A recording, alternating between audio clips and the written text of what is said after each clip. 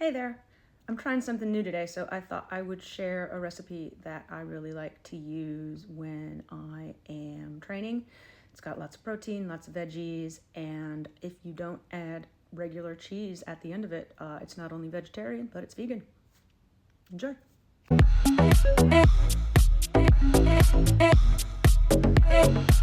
Hey, baby.